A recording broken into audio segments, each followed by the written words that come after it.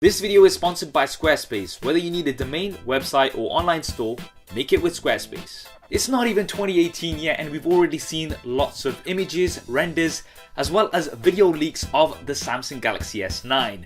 What's up YouTube, Saf here on SuperSaf TV, and let's break all of these down SuperSaf style to give you guys a better idea of what to expect. So first up, the thing that you'll notice with all of these leaks is that we are going to have an incremental update in terms of the design. It's not going to be something drastic, and this is something that has been confirmed by serial leaker Evan Blass. He said that it's going to be more of a talk rather than a TikTok. You guys get the gist.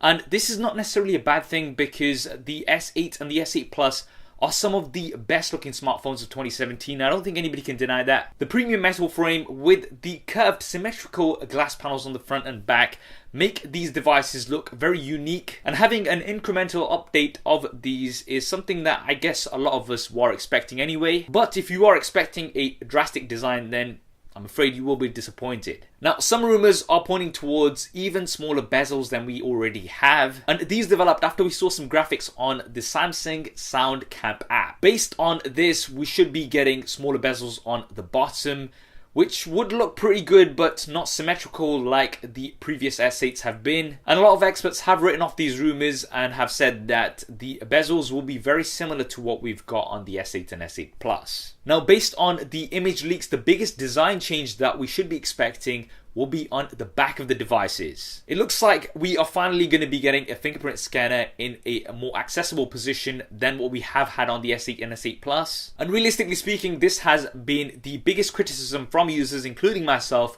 of the S8s, which are otherwise great phones, and that is that the fingerprint scanner is right at the top here at the camera. You end up smudging the camera, and it's definitely quite hard to reach, especially on the Plus model. And this is also the case with the Samsung Galaxy Note 8, and it looks like Samsung have taken that feedback on board and will be giving us a fingerprint scanner below the cameras in a much more accessible position for the S9s. Now, yes, this does mean that we are not going to be getting a fingerprint scanner within the display at the front. This is something that's been talked about for so long. We thought we were going to get it on the S8s. We thought we were going to get it on the Note 8. We even thought we were going to get it on the iPhone 10.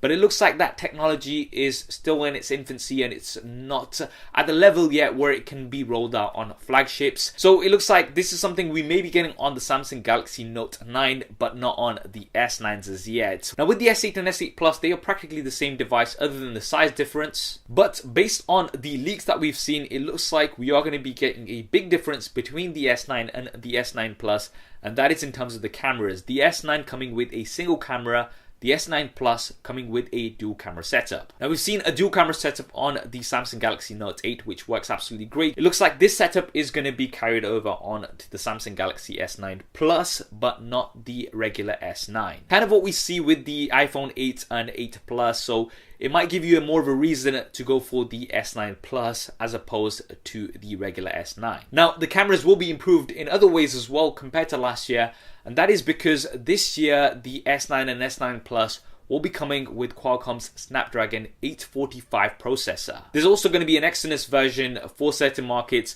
but the big thing that we're going to be getting with the Snapdragon 845 is the capability of recording 4K video in HDR. Now, that's going to be absolutely insane, being able to record 4K HDR on a smartphone. And the S9s are going to be some of the first smartphones with this functionality. The Snapdragon 845 is also going to bring lots more improvements to the S9s in terms of speed and performance. And in terms of the date when we can expect to hear about the S9s officially, there's some rumors that are saying that we're going to be seeing a teaser at CES. This is a possibility. And the release date right now is looking like around about February the 27th, right before MWC. And that's what we know about the Samsung Galaxy S9 and S9 so far.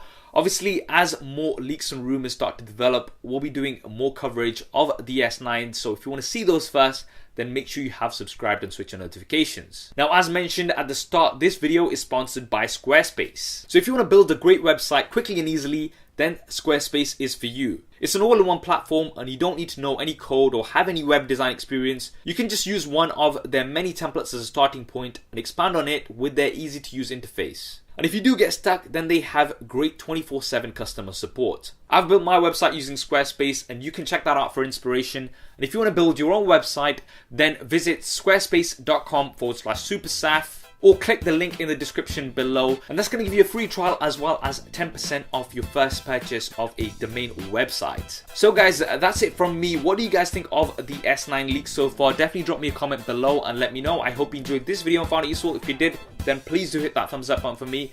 Thanks for watching. This is Saf on SuperSaf TV, and I'll see you next time.